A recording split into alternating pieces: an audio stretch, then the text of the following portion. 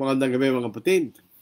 Tayo po ay magpapatuloy po sa ating pag-aaral po sa aklat po ni Propeta Daniel. Tayo po ay nasa tatlong huling kabanata ng aklat na ito. At ito po ay nagagalak po tayo na matapos natin itong aklat na ito. Medyo marami na rin po tayo natapos maklat dito po sa ating pag-aaral. Tayo po ay kasama natin sa panalangin ang ating mga kapatid dyan sa Visayas at sa Mindanao. Ano po? Dahil nga po sa bagyong si Odette o yung Rai sa international na pangalan. Typhoon Rai. Ito po isa naging malakas na bagyo. Nakita ko po ang mga video sa YouTube at talagang matindi mga bahagi ng mga sinalanta ng bagyong ito, no po? So, isama na po lahat sa ating mga panalangin. Hindi to kasi lakas ng bagyong Yolanda, pero ganoon din na makikita nating mga pagkasira, pagkawasak na mga ari-arian sa mga lugar na sinalanta po ng bagyong ito. Bagyong Odette o Rai. Parang ito na po pinakahuling bagyo sa taon na ito, pero matindi. Pag sa ganitong panahon, dumarating ang mga bagyo ay talagang napakalalakas. Usually, dumadapo kundi sa Visayas o kaya sa Mindanao. Kaya sa pagkakataon na ito, Visayas at saka po sa Northern Mindanao. Sa ating po mga igsoon, maayong gabi sa inyong tanan, mga igsoon, sa ating mga kakabsat, na ibang garabi kada kayo amin, kakabsat, sa ating mga katugangan sa Bicol Region, Diyos marahay na banggi sa Indugabos, sa ating mga kapatid sa Pangasinan, Masanto Silabi, sa Carabao Island, Mayada Gabi, dito po sa May Pabing. Doon po sa Carabao Island, hindi po masyadong sinalanta ng bagyo, although meron din po silang signal number 2 sa pinakamalakas, pero hindi po sila sinalantaan. So tayo po nagpapasalamat sa mga kapatid na hindi naapektuhan ng bagyo. At tayo po yung mananalangin para sa mga kapatid na sinamang palad na salantayin ng bagyong ito.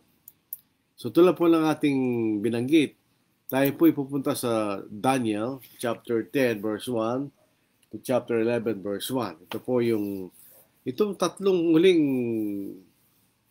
kabanatang ito po ay pangitain sa uling araw.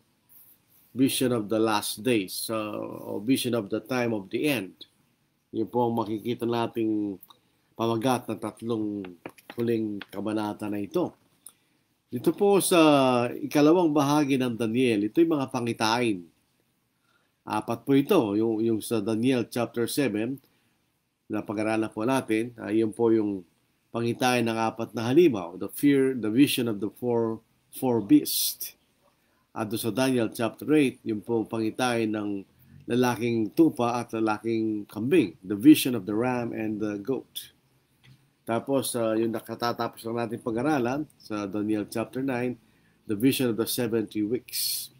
At dito po sa chapter 10 hanggang chapter 12, ito po yung the vision of the time of the end. Makita natin. So itong pangalang bahagi ng kaklat na ito ay mga para bagang mga bagay na patungkol sa panginaharap sa panahon ni Daniel. Ano po, yung makita na maliwanag po doon sa pag-aaral sa Daniel chapter 9, hindi yun para sa lahat ng tao sa huling panahon, kundi sa bansang Israel at sa panahon nila, hindi sa panahon po natin. Ano po, kasi mga premillennialists ay kanilang binibigyan ng kahulugan ng aklat na ito na future pa lang, hindi pa nangyayari. Actually, lahat ng mga bagay na naisulat sa aklat ni Daniel ay na natatapos na. So dito po sa kasampung kapitulo, ito yung pinakahuling pangitain na isinulat ni Propeta Daniel. Ganun din makikita natin, ito po yung pangitain na mayroong kaugnayan sa bansang Israel o sa bayan ni Daniel. Yun lamang po makikita natin, hindi para sa lahat ng tao, kundi para lamang sa panahon o sa bayan ni Daniel o bansang Israel sa panahon na yon. At sinasabi kung ano mangyayari sa mga uling araw, itong pangitain na ito po'y tumutukoy sa maraming sa panahon na hindi pa dumarating sa panahon ni Daniel. Tulad po ng ating matutuyan sa 14 na talata dito po sa kapitulong ito, kabanata 10. Pumarito ako upang ipaunawa sa iyo kung ano mangyayari sa iyong bayan. Pansinin po natin yun. Ito'y patungkol sa bansang Israel kanya sa mga huling araw, sapagkat mayroon pang pangitain para sa mga araw na yon. So, sabihin yung last days na yun, pertaining sa bansang Israel, ay mayroon pang pangitain. Hindi po ito pwede mangyari sa panginaharap. Sa panahon natin ngayon, hindi na. Kasi mula lang bansang Israel. Noong AD 70, ito po ay ang templo sa Jerusalem ay winasak ng mga Romano at yun ang katapusan ng bansang Israel. Ito yung Israel ng Diyos. Yung bansang Israel sa panahon natin, hindi ng bansang Israel sa Biblia. Hindi nga natin lang mga Hudyo yung mga yun eh. Dahil nung sinira po yung templo sa Jerusalem noong AD 70, nasira rin po yung mga salin lahi na nagpapatunay kung ikay lahi nga ng ikaw nga ay kabilang sa bansang Israel. Sapagkat doon yung mga salin lahi na nagpapakilala kung ikay kabilang o ikaw ay nanggaling sa 12 kan ni Jacob o 12 tribes of Israel kanya.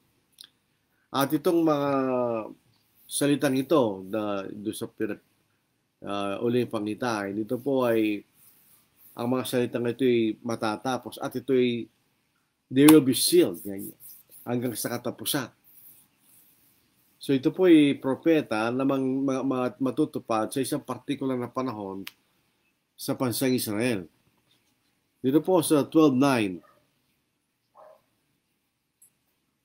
Dito po sa Daniel chapter 12 verse 9. Ito po ating babasahin. Ano po? At para maging maliwanag po sa atin. Kasi ito po, aklat na ito, katulad ng ibang mga aklat sa Biblia, ito po ay inaabuso ng mga tao nagtuturo na maling aral. Dito sa 12 verse 9 ng Daniel, ito po ang ating mababasa. Ito po. And he said, "Go your way, Daniel, for the words are closed up and sealed till the end of till the time of the end." Sabihin, hindi mo na mababago yan, Daniel, kanya. Ito'y mga bagay na mangyayari sa katapusan ng panahon ng bansang Israel, tandaan natin. So, may mga tanungan dito, kung ito po tumutukoy sa katapusan ng panahon, the time of the end. Anong ibig sabihin no? Anong ibig sabihin ng time of the end? Ito ba yung panahon, yung uling araw na tulad ng ating iniisip ko minsan, ito yung pagdating ng Panginoon sa pangalang pagkakataon? O ito'y tumutukoy sa katapusan ng bansang Israel bilang bansa ng Diyos? Yun po makikita natin dalawang kahulugan yan. Ito yung ating makikita sa ating pag-aaral. May dumating po isang malwalhating tao kay Daniel. The appearance of a glorious man. May dumating kay Daniel na isang malwalhating tao. Hindi natin alam kung ito'y tao, mas malamang ito'y isang anghel na nagpakita bilang isang tao.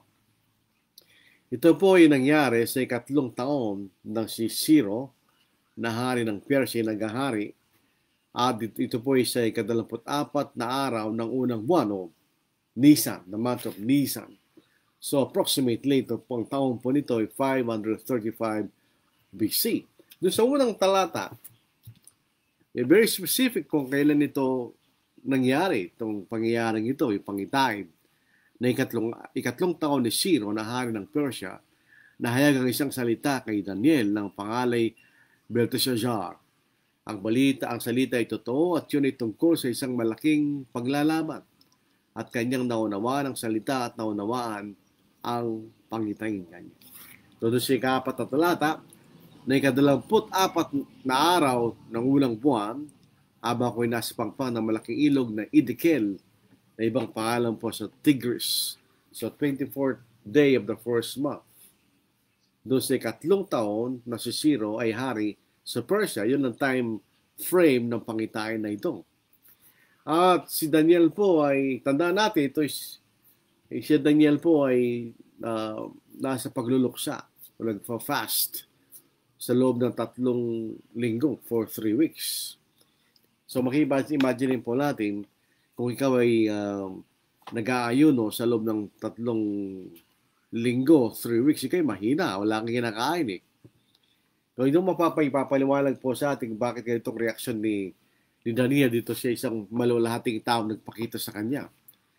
Sa ikalawa at ikatlong talata, ng mga araw na yon, akong si Daniel ay nagluluksa sa loob ng buong 3 linggo, 3 weeks. Hindi ako kumain ng masarap na pagkain, ni pumasok man ang karne, ni alak sa aking bibig, ni nagpahid man ako ng lagi sa loob ng buong 3 linggo. The full 3 weeks, hindi siya kumain. At siya po'y nasa Edekel o Tigris River. Yung pong lugar ng Babylon, ito'y tinatawag Mesopotamia, ito'y tinatawag land of 2 rivers. Yung pong isa Euphrates at yung Tigris River. Sa pagitan ng dalawang malaking ilog na ito ang lupain ng Babylon. Makikita natin. So siya nasa tabi ng malaking ilog na Edekel. So yun ang kanya kung doon siya nandun nung dumating itong malulahating tao na ito.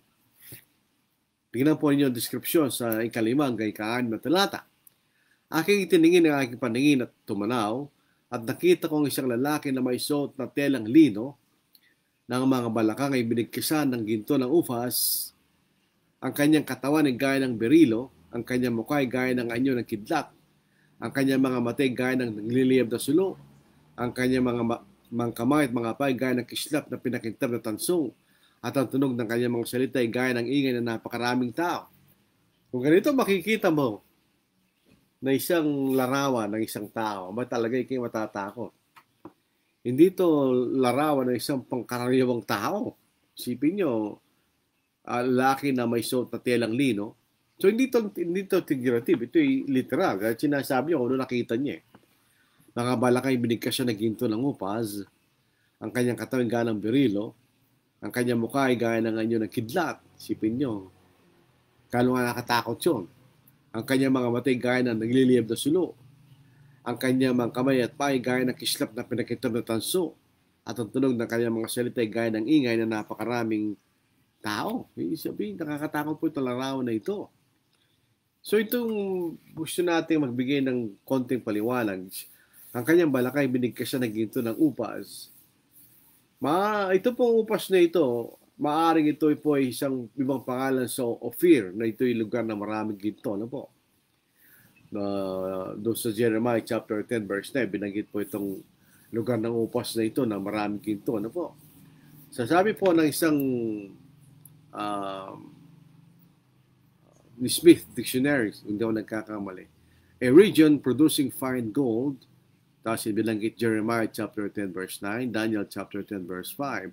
In Hebrew, it differs from Ophir by only one letter, and it is thought to denote the same region. So marami nag-iisip na ito pareho lamang na lugar ng Ophir na maraming ginto doon. Sinasabi rin po sa atin kanyang katawan ng galang berilo o beryl. Ano po itong beryl? Ano po? Ito po yung mababasa na sa Exodus chapter 28 verse 20 na sinasabi na itong beryl pong ito ay isang mineral na matigas. At ito po ay transparent at maganda. So makikita ang katawan ay parang beryl, so katawan ay matigas at transparent. So ito ay maganda. So maganda yung kanyang katawan, makikita natin.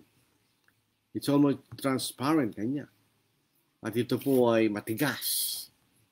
So yun ang katawan ng tao nakita ni Daniel. Makikita po natin. Ano po? Tapos ang kanyang mukha ay parang kidlat. Ang kanyang mata ay parang dalawang sulo kanya o torch. At ang kanyang mga paa at kamay na kumikinang na tanso. At ang kanyang salita ay parang napakaraming tao. So imagine po nyo kung makita nyo at narinig niyo yun. Siyempre, ito ay nakakatakot. Kaya hindi natin hindi tayo magtataka kung bakit ito ang naging reaksyon ni Daniel. Pati naman kasama niya, bagamat hindi na nakita yon, pero natakot din sila. Tingnan niyo sa Daniel chapter 10 verse 7. Ako si Daniel ang nakakita ng pangitain yon. Siya lang. Hindi nakita ng mga lalaki kasama kong pangitain. Gayong may dumating sa kailang isang matinding takot at sila tumakas upang magkupli. Hindi nila nakita. Yung nakita ni Daniel pangitay. Marami di rin nila narinig. Pero di lang dumating sa kailang takot at sila tumakbo. Iniwan nila si Daniel at nagkupli kanya. Ano ang impact nito kay Daniel? Na nag-iisa na siya, nakita niya yung nakakatakot na pangitahin. Nakakatakot talaga yun kung tignan po natin. Sa ikalawang gay ka siya. Kaya tiniwan ako nag-iisa at nakita kong dakilang pangitahin ito. Walang lakas na naiwan sa akin. Pansinin po natin, siya po yung nag-aayon na sa loob ng 3 linggo. So in other words, wala siyang buong kakalakasan.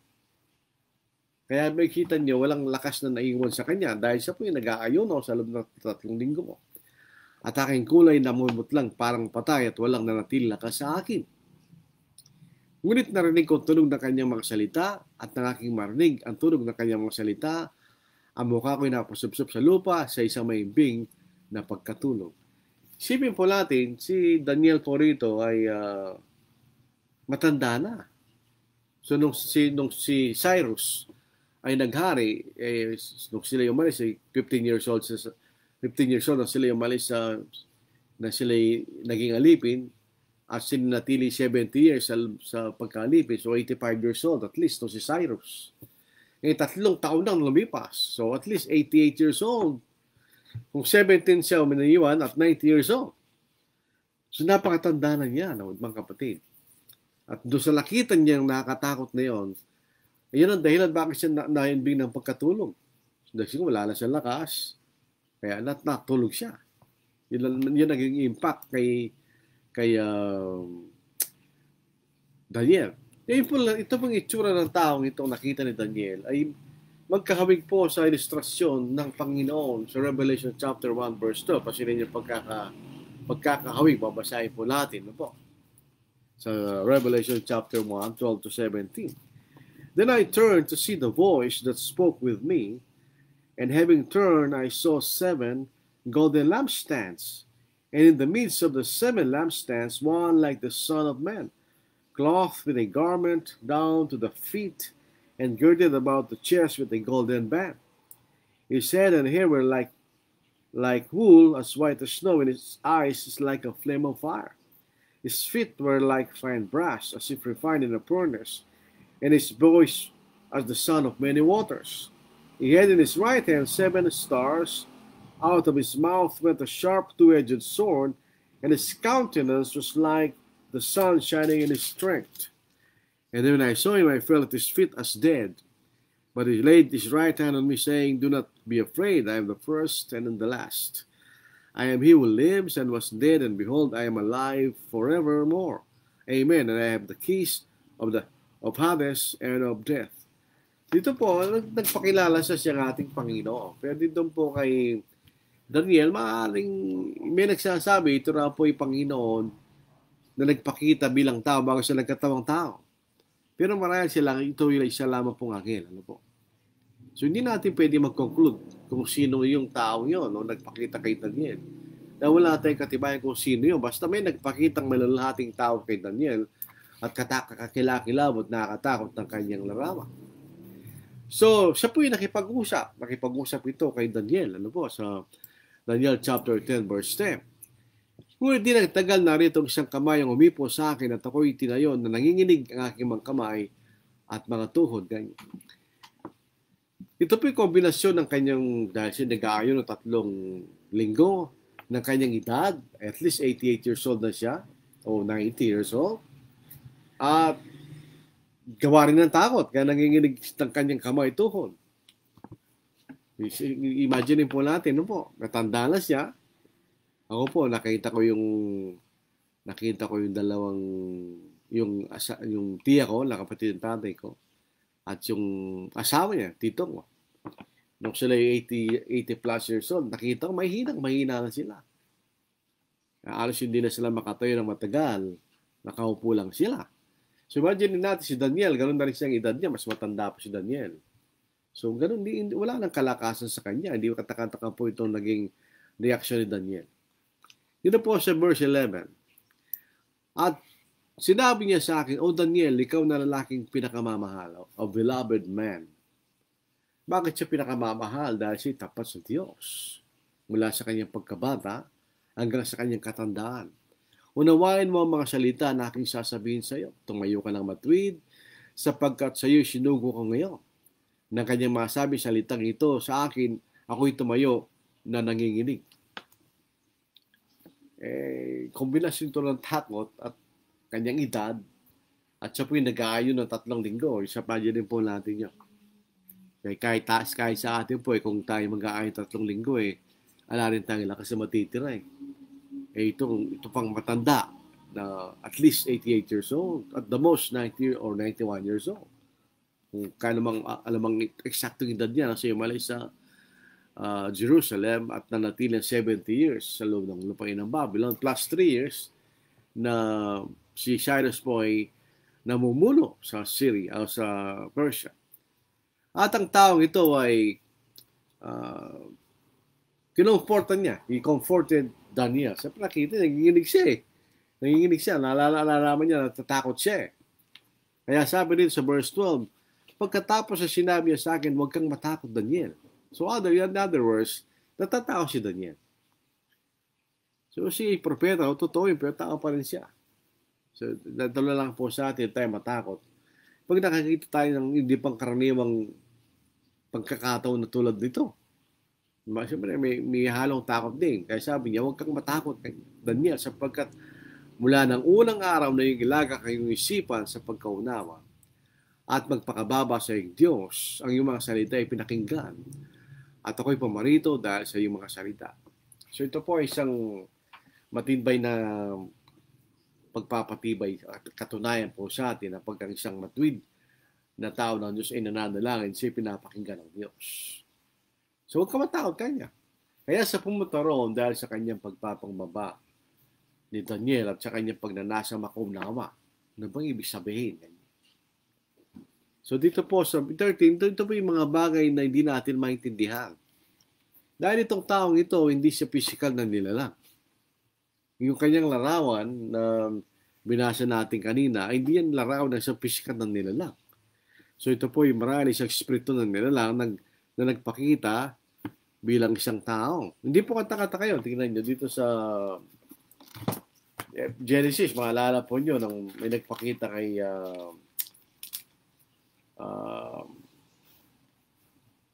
kay Abraham dito sa 18 kanya sa verse 2. So he lifted his eyes and looked, and behold, 3 men were standing by him. And when he saw them, he ran from the tent door to meet them and bowed himself to the ground. Verse 19 kanya, now the 2 angels kanya. Naiwan yung isa doon sa verse na pinakahuling 18 at ito nilalara bilang ang Diyos.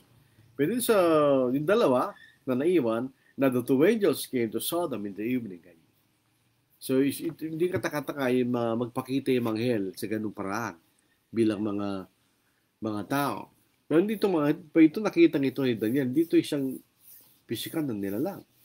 Pero itong bahaging ito, hindi natin maintindihan kung ano ibig sabihin nito. Sabay nakipagdigma ng isang physical na digma. So anong paraan na siya ay inadlangan ng pinuno ng kaharian ng Persia? Kung totoo, kung literal yung pinuno, yun si Cyrus. Paano siya inadlangan? Hindi natin alam. Sabi lang din sa verse 13, dapat sana mas maaga pa siya nakarating kay Daniel. Pero siya na-delay. Kaya bakit natin alam? Dahil may siya inadlangan kanya sa verse 13. Ngunit tinadlangan ako ng pinuno ng kaharian ng Persia sa loob ng 27 araw, 21 araw. Kaya si Daniel na isa sa mga punong prinsipe ay dumating at upang tulungan ako at ako'y naiwan doon kasama ng mga hari ng Persia kanya. Ano ibig sabihin? Hindi natin alam. Paano siya nadlangan? Hindi din natin alam. Yung ba talaga ay ang hari ng Persia? Hindi rin natin alam. Basta ito lang sinabi nung nagpakita kay Daniel kanya. Isa po yung na-delay ng 21 days. Pansinin natin, kung babalikan natin yung unang bahagi po ni Daniel, yun ang panahon na si Daniel po ay nagluluksa at nag-aayuno. Di ba? Dito tingnan niya. Sa verse 4. Dito sa verse 1, ganyan. Verse 2, in those days, I, Daniel, was mourning 3 full weeks. So, 24 days po yun. Ito ay sinadla ng 21 days. So, ito po ay alas magkaparehong panahon. Marahil ito po ay isang spiritual na pagkikipagdigmaan. It's a spiritual warfare. What the nature, hindi natin alam. Katulad din po sa Revelation 12:7, tagkaroon digmaan sa langit, kanya. Yun po yung spiritual na pagdigmaan. Sa Ephesians 6:12, inilarawan po ang mga Kristiyan bilang mga sundalo, pero hindi pisikal na sundalo, kundi spiritual mga sundalo. So yung prinsipe, basahin na sa English, ano po, dahil dito po sa Tagalog, pinuno kanya. Isa maganda ito, meron tayong maraming Biblia, ano po, sa 10:13, basahin natin. But the prince of the kingdom of Persia withstood me 21 days. And behold, Michael, one of the chief princes, came to help me, for I've been left alone there with the kings of Persia. Ano yung nature nun? Hindi natin alam. Huwag natin alamin dahil hindi sinabi sa atin kung anong nature ng paghahadlang dito sa tinatawag na Michael. Michael. Ito pong Michael, tinawag siyang yung prinsipe kanya. Dito po sa 21. But I will tell you what is noted in the scripture of truth. No one upholds me against this except Michael, your prince. Kanya. So 12 verse 1, masahin natin. At that time Michael shall stand up, the great prince who stands watch over the sons of your people, and there shall be a time of trouble, such as never was since there was a nation, even so to the time. And at that time your people shall be delivered, even everyone who is found written in the book. So si Michael po ay nilalarang bilang prinsipe ng bansang Israel. So siya tagapag-ingat sa bansang Israel. So sino yung prinsipe sa kaharian ng Persia? So yun makikita natin na po, nagkaroon ng digmaan at pakikipaglaban sa verse 21. Ngunit sasabihin ko sa iyo ang nakasulat sa kasulatan ng katotohanan. Wala akong kasamang nakipaglaban sa mga pinunong ito maliban kay Miguel yung pinuno. So siya po ay isang si Michael ay tinawag na pinuno nila. Pinuno ng bansang Israel kanya. Yung binasa na sa 12:1, sa panahon yun ay tatayo si Miguel, ang dakilang pinuno na tagapag-ingat ng iyong bayan kanya. At magkakaroon ng panahon ng kaguluhan na hindi pa nangyari kailanman mula na magkaroon ng bansa hanggang sa panahon iyon. Ngunit sa panahon iyon ay maliligtas ang iyong bayan, bawat isa na ang pangalan ay matatagpo nakasulat sa aklat kanya. Si Judas, itong Michael pong ito, itinawag ng Archangel, o isang mas mataas na antas na manghel kanya. Sa Jude verse 9, suwal si Miguel na Arkanghel na ako po, hindi ako po manginginom ng alak, ano po. Pero ako'y maliit. Merong isang uri ng alak na nagtataka ako Ginebra San Miguel, ano po. Merong isang anghel na may tabak na at kalaban niya si Satanas. Hindi mawala sa isip ko dahil nung panahon na nakikita yung matanda, uminom siya Ay, bata pa naman. Nakita ko yun. Wala akong idea kung ano yun. Pero nung nakita ko Revelation 12:7, doon siguro na kinuha niya. Doon nila kinuha yun. Subalit si Miguel na Arkanghel na makipaglaban sa Diablo ay nakipagtalo tungkol sa katawan ni Moises, ay hindi nangas gumamit ng isang hatol na may pag-alipos na laban sa kanya, kundi sinabi sa waing kanawa ng Panginoon. So parang lumilitaw lang si Michael, Archangel Michael, para siyang tagapangingat ng bansang Israel. Ngayon, ito po nagpakita kay Daniel. Ang layunin niya ay may unawaan ni Daniel, yung pangitain. Pamarito ko pag ipaunawa sa iyo kung ano ang mangyayari sa iyong bayan sa mauling araw, sapagkat mayroon pang pangitain para sa mga araw na iyon. makikita po natin sa panahon na pagdating ng ating Panginoon, yun na ang mga huling araw ng bansang Israel. Ibig sabihin, malapit ang katapusan nila bilang isang bansa. Ang ating Panginoon po ay dumating, depende po sa pagtingin ng panahon. Kung susundin po natin ang Biblia, dumating siya noong 30 AD. O nangaral siya noong 30 AD at namatay siya noong 33 AD. So ilang taon na lamang nung bumagsak ang templo sa Jerusalem. Kung gagamitin naman po natin ng kasalukuyang panahon, 27, sa nangaral at namatay siya 30 AD. So, malapit na rin po doon sa 70 AD na makikita nating bumagsak po ang templo sa Jerusalem. So, sabi ng tao nagpakita kay Daniel, pumarito ko pang ipaunawa sa iyo kung ano mangyayari sa iyong bayan sa mauling araw sapagkat mayroon pang pangitain para sa mga re. Ano mangyayari sa bansang Israel? Tandaan natin yon. So, yung mga premillennialists na ito po ay kanilang nakikita sa huling panahon, literally, sa pagdating ng ating Panginoon sa pangalang pagkakataon, hindi bansang Israel yun.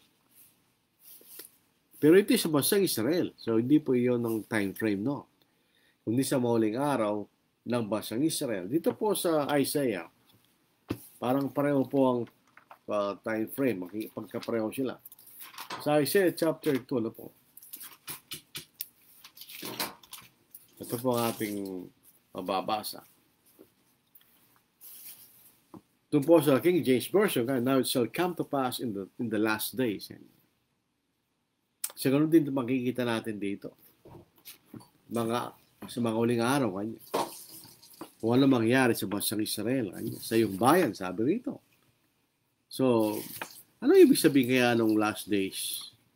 Na maraming mga darating pa mga araw, para sa mga araw na yun, kanya. Na darating. So, ito'y sa panahon ni Daniel, ito'y panginaharap. Maraming kaisipan. May nagsasabi na ito'y panahon na papunta doon sa pagdating ng ating Panginoon at sa panahon ng mga Kristiyano kanya. So, yung last days. Within that period, mangyayari na itong sinasabi ni nung lalaki kay Daniel kanya. So, 2:28 ng Daniel, basahin natin. Ngunit may isang Diyos sa langit na naghahayag ng mga hiwaga at kanyang ipapalang sa rin na Nebukadnezar kung ano mangyayari sa mauling araw. Ang iyong panaginip at pangitain habang ikaw nakahiga sa higaan ng mga ito. Ito po ay patungkol sa kaharian ng Diyos na itinatag sa panahon ng mga Romano. Nung ito po ay matupad sa Acts chapter 2, ang sabi ni Apostle Peter, at ito yung mangyayari sa mga huling araw kanya. Ikinukod po yung Joel chapter 2. So yung panahon na yun ay mga huling araw kanya. So maaaring tanga po sinasabi ni Arcadier kung sumasakay sa kanya. Dito sa 16:17 ng Acts chapter 2.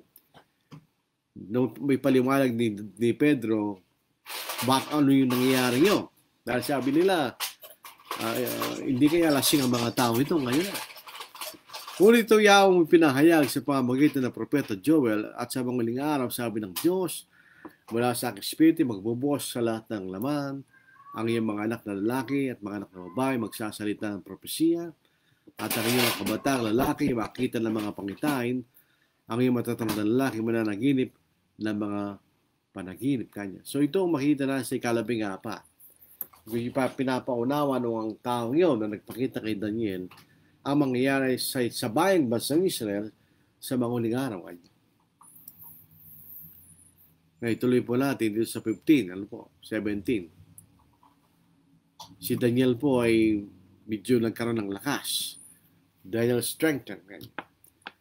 Samantalang kaya sinasabi sa akin na masalitang ito, tinungo ko ang aking muka sa lupa at ako'y napipi. At siyang kawig ng taong may po sa aking mga labi, ibinuka ko ang aking mga bibig at ako'y nagsalita. Sinabi ko sa kanya, nakatayo sa harapan ko, o Panginoon ko, dahil sa pangitain dumating sa akin ang mga paghihirap at nawalan ako ng lakas. Paano makikipag-usap ang lingkod ng aking Panginoon sa aking Panginoon? Sapagkat sa kayo walang nanatilang ka sa akin, palang naiwang ininga sa akin kanya. So, ito po, paano na siya makikipag-usap sa kalagayan niya na walang nanatilang ka sa kanya? So siya po'y napasubasob sa lupa, nagpatira pa siya ang kanyang mukha sa lupa at sinapipin siya makapagsalita. So yung makikita natin sa kalagayan po ito ni Daniel.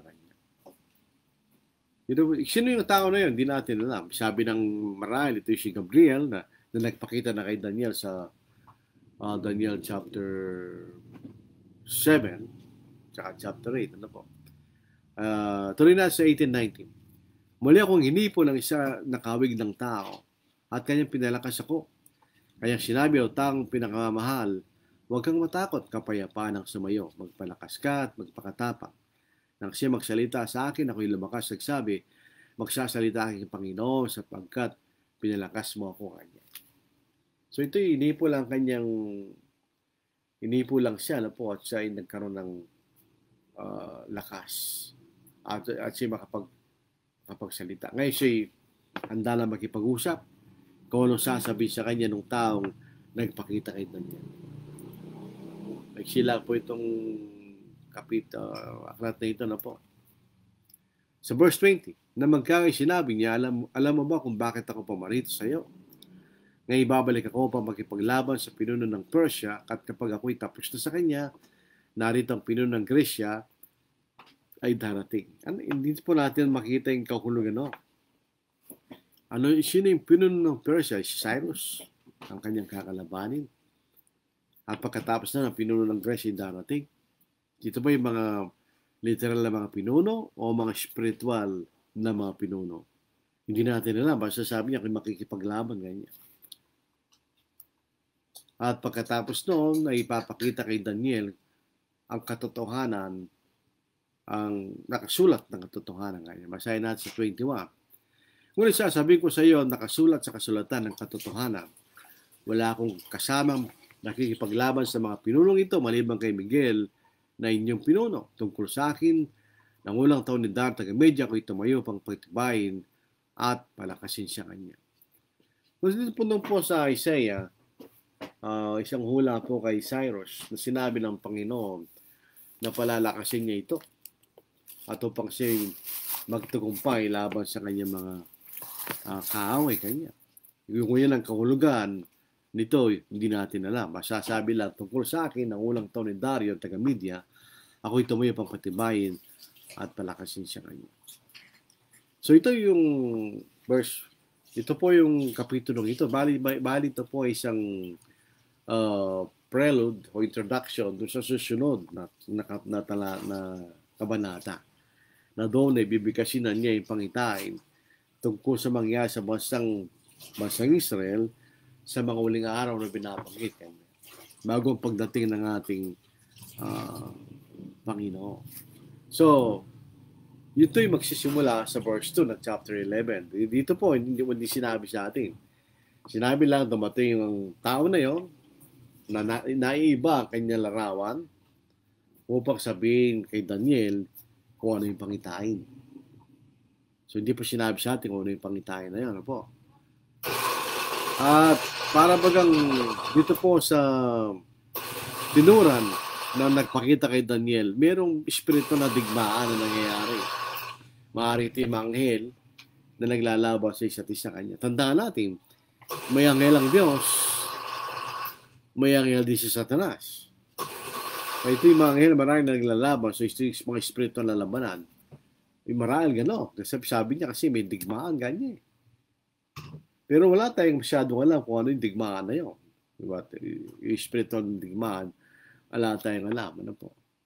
Meron pa bang nangyayari gano'n sa panahon natin ngayon na mga spiritual na digmaan, na mga spiritual na nilalang, hindi rin natin alam. Pero alam po natin na merong digmaan spiritual na nangyayari sa panahon natin ngayon.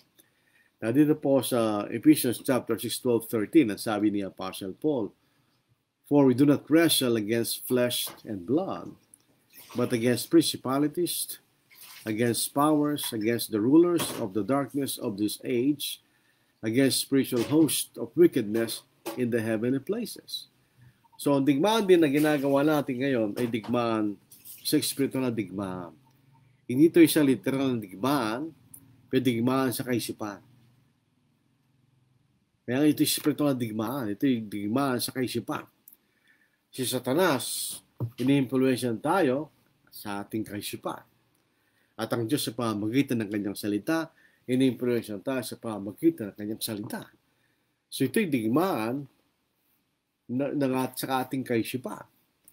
Therefore, take up the whole armor of God, that you may be able to stand in the evil day, and having done evil, and having done all, to stand. Ganyan. Doon sa Ephesians 6:12-13. Ganyan. Ano yung armor of God? Hindi po literal yun. Yun ang salita ng Diyos. Bakit? Bakit kailangan natin yun? Para tayo magkaroon ng kalakasan ng galing sa Panginoon at makita natin ang kalakasan ng kanyang kapangyarihan. At yan ay galing sa salita ng Diyos na siyang tabak ng Espiritu. So, whatever is the nature, sinasabing warfare na nagpakita kay Daniel, hindi natin alam. So, huwag na tayo mag-speculate. Hindi sinabi sa atin. No po.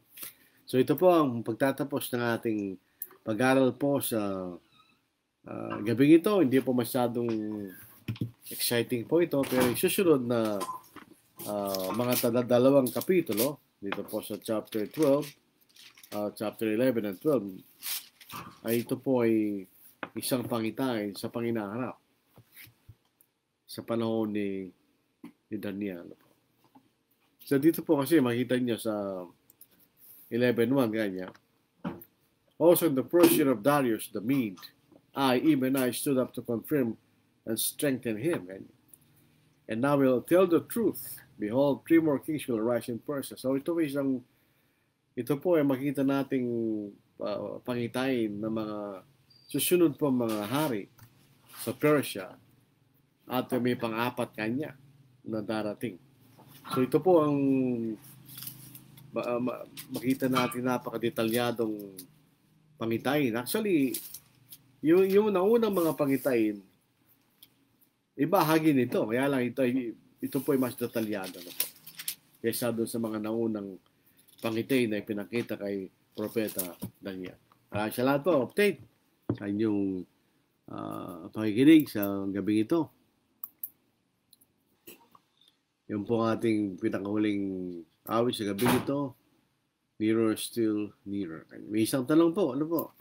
Tanong po ni Brother John Bautista, ano po yung ibubuhos ng Espiritu sa lahat ng laman? Yung pong salitang I will pour out my Spirit, yung po isang metonymy. Bagamat Espiritu po ang binabanggit, pero ito isang bagay na magagaling sa Espiritu Santo na po. Ito yung panahon na ang Diyos ay magbibigay ng kaloob sa Espiritu Santo sa mga panahon na nagsimula po ang pangangalang Ebanghelyo hanggang sa panahon na ang buong kalooban ng Diyos ay naipahayag. Kasi ang trabaho ng Espiritu Santo, itong mga tinatawag natin mga spiritual gifts, ang purpose po yan dalawa. Number 1, para mailahad ang katotohanan. Pangalawa, para mapatunayan na ito yung katotohanan. Dito po sa John chapter 16, ano po? Makikita natin verse 12 to verse 13. Yung po mga apostol ng ating Panginoon ay mga Hudyo. So, dapagka sila mga Hudyo, meron silang prejudice bilang mga Hudyo. Sa 16 verse 12, I shall have many things to say to you, but you cannot bear them now. Hindi nila matitiis sapagkat sila ay mga Hudyo na may mga prejudice sa kailang mga kaisipan. So verse 13, however, when He, the Spirit of truth, has come, He will guide you into all truth. For He will not speak on His own authority, but whatever He hears, He will speak, and He will tell you things to come. So, Espiritu Santo ay darating at papatubayan niya mga apostol sa buong katotohanan. So, ipapangaral ng mga apostol ang buong katotohanan. At dito po sa Mark 16, ano po, dahil ang mga apostles, sila po yung mga ordinaryong tao lang. So, sino maniniwala sa kanila? Paano nila mapapatunayan sa mga tao ng kailang ipapangaral ay totoo? Unlike sa panahon natin ngayon, meron na tayo salita ng Diyos, Biblia. So, hindi na natin kailangang patunayan na sinasabi natin ay totoo sapagkat ito na nakasulat ng katotohanan ng Diyos. Sa panahon na yun, hindi pa. And dito sa Mark 16, verse 18, verse 17, and these signs will follow those who believe. Ito yung tumutungkol sa mga apostol. Hindi tumutungkol sa sasampalataya at mababautismuhan. Tulad ng paniniwala mga Pentecostals. Ano po? Ito po ang gadugtong talaga nito ay verse 14. Later appeared to the 11 as they sat at the table, and he rebuked their unbelief and hardness of heart, because they did not believe those who had seen him after he had risen. So hindi sila naniniwala. So sa 17 kanya, kung maniniwala kayo sa aking pagkabuhay na maguli, ito ang mangyayari sa inyo. And this sign shall follow those who believe. Ito'y tumutungkol sa mga apostol. In my name they will cast out demons. They will speak with new tongues. They will take up serpents. And if they drink anything deadly, it will by no means hurt them. They will lay hands on the sick and they will recover. Sino ito? Sino tatanggap ng mga kalob na ito? These signs, kanya. Tuloy na sa verse 19. So then after the Lord had spoken to them, he was received up into heaven and sat down at the right hand of God. And they went out and preached everywhere, and the Lord working with them, sino in them? Yung mga apostles. And confirmed the word through the accompanying signs. Amen. So yun ang panahon na binuhos ng Diyos sa kanyang Espiritu. So nagbigay ng kaloob ng galing sa miraculous spiritual gifts. Ang ulang purpose is to reveal the truth and to confirm the revealed truth. At napatunayan na. It is already confirmed. So hindi na kailangan patunayan pa. Kaya nga wala na po yung mga spiritual gifts sapagkat napatunayan na. Dito sa Hebrews chapter 2, basahin natin. Hebrews chapter 2. Ito po ang ating mababasa. Dito po sa verse 3. And how shall we escape if we neglect so great a salvation, which at the first began to be spoken by the Lord and was confirmed to us by those who heard him? God also bearing witness, both with signs and wonders, with various miracles, gifts of the Holy Spirit, according to His own will. So in Joel chapter 2, verse 28, ito yung nagsimulang matupad sa Acts chapter 2. Basahin natin. Okay, basahin natin. Dito po, no, kasi nagtataka itong mga napakinggan nila yung maingay. Nung nandun sila sa bahay na kailang pinagtitipunan at nabautismo sa Espiritu Santo yung mga apostles, maingay. At ang Jerusalem po isang maliit na lungsod lang. It's a very small city. So kung ano nangyayari sa loob, it was a walled city, maririnig mo. Kaya sabi nila, ito mga sinasabi na nakarinig. Sabi rito. Sa verse 12, so they were all amazed and perplexed, saying to one another, whatever could this mean? Others mocking said they were full of new wine. Kaya nga po mocking, dahil hindi ka pwedeng malasing ng bagong alak. Yun yung grape juice paano ka malalasing doon? But Peter, standing up with the 11, raised his voice and said to them, men of Judea and all who dwell in Jerusalem, let this be known to you and heed my words. For these are not drunk as you suppose, since it is only the 3rd hour of the day. Last day pa lang ng umaga. But this is what is spoken by the prophet Joel, and it shall come to pass in the last days, says God, that I will pour out of my spirit on all flesh. Your sons and your daughters shall prophesy, your young men shall see visions, your old men shall dream dreams, and on my men servants and on my maid servants I will pour out my spirit in those days, and they shall prophesy. So ito yung panahon na mayroong kaloob ng Espiritu Santo. On all flesh, yun yun. Sa mga Hudyo at sa mga Hintil. Sa mga Hudyo, represented by the apostles, at sa mga Hintil, represented by Cornelius. So yun makikita natin sa Joel chapter 2, verse 28, na ito'y tinatanong ng kapatid. Ano po? Si Brother Jung Bautista. Alam mo ibang tanong na So far po, kinokontak ko si Brother Juanito Escuadra ng Baybay Leyte, hindi ko makontak. Ngayon din po si Brother Rick Darashi na may kapatid sa Maplag Leyte, hindi rin nila makontak. Either na walang signal, dahil siyempre nag-ibay. Kung makikita niyo sa TV news, yung Cebu City, ay grabe nangyari sa Cebu City.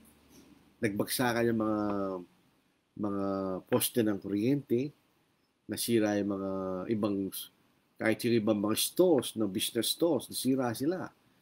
Nagkawasak, natumbay malaking punong kahoy doon sa isang bahagi ng Cebu City. So, malaki po ang pagkasira sa Cebu City. Maral, gayon din po sa Leyte. Kaya hindi natin makontak. Si Brother Badong Parmo, sabi niya okay lang sila sa Diansan dahil medyo malayo po yun. Southern Mindanao yun eh. Ang natin ang nadali ang Northern Mindanao. Yan po Misamis Oriental, Misamis Occidental, Zamboanga Provinces, Agusan Provinces, saka Surigao Provinces. Yan na nadali. Sa Visayas, Leyte, Bohol, Cebu, Negros, tapos Palawan. Yan po na dinaanan ng bagyo.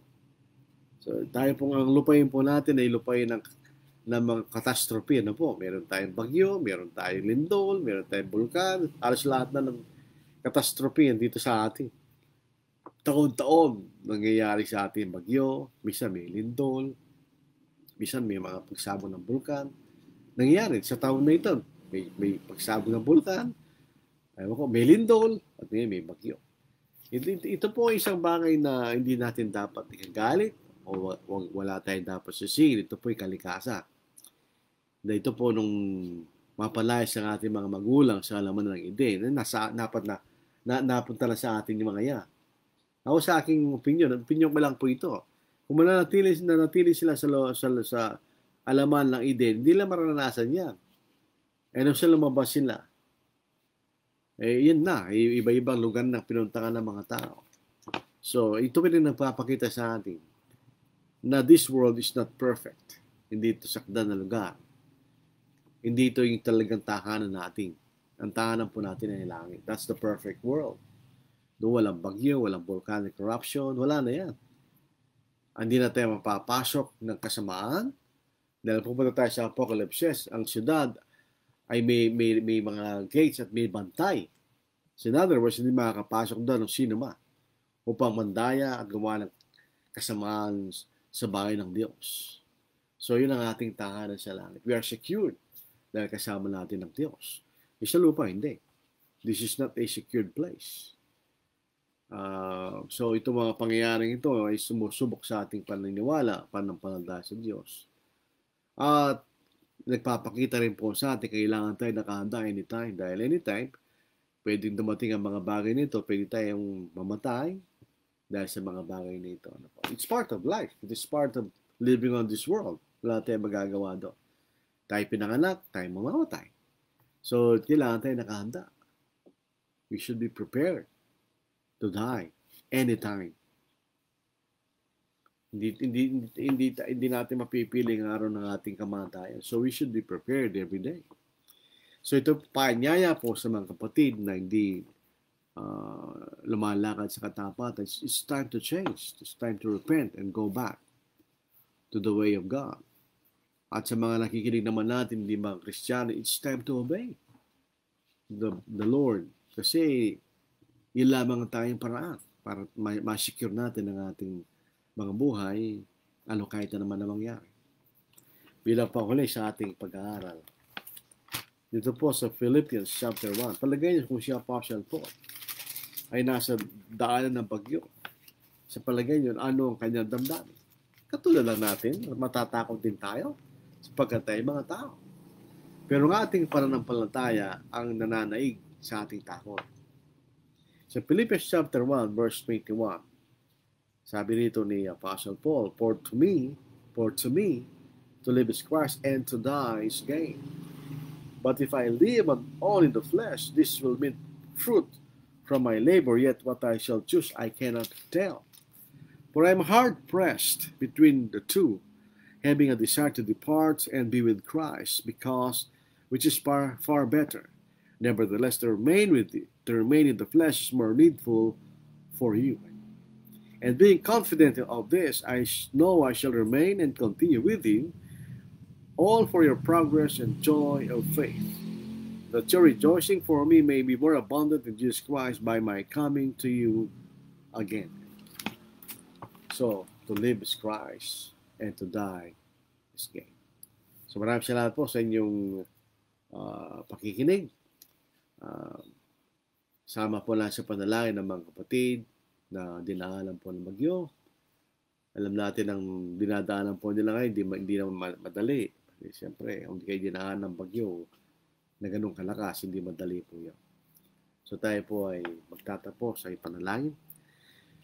Habang banal sa oras nito, ang aming pong idinadalangin ay sa kanan po ng aming mga kapatid at mga tao po na dinaanan at sinalanta ng bagyong Claudette. Na sana naman po kung sila po ay nasa malubhang at mahirap na kalagayan, ay nawa sila ay makaraos o Diyos at makabalik sa kanilang dating kalalagyan o dating pagkabuhayan. At sana po kaming inyong mga anak ay palagi nakahanda sa anumang bagay na mangyari sa amin sapagkat di namin nalalaman na mangyari bukas upang aming buhay po ay maging tiyak kung ano man po at matiyak kami na makasama namin sa langit pagpakailanman sa araw ng pagdating ng aming Panginoon. Kami nagagalak sa mga pagkakataon na ito na ang iyong salita ay napapahayag at dinadalangin namin sa mga kapatid at mga kaibigan na nakikinig na sana kailang mga puso at kaisipan na kailang buksan at kailang tangkapin at sundin ang iyong kalooban. May patawarin niyo kami, Ama, ilayo mo kami sa tukso upang huwag kami magkasala. At kung magkamali kami, bigyan niyo kami ng kapagbabaan upang kami po ay maniklohod sa inyo at tumingin ng kapatawaran. At ang mga bagay ito ay manghiningi sa dakilang pa sa Kristo na Panginoon. Amen. So sa lulis na naman, sa chapter 12 o chapter 11 ng Daniel, aklat ng Daniel. Maraming salamat po. Sana po ay mag-ingat pa rin tayo. Nakapasok na po yung Omicron sa bansa natin. Pero wala naman tayo magagawa dyan. Talagang darating at darating siguro po yan. Mag-ingat na lang po tayo na po. Stay safe.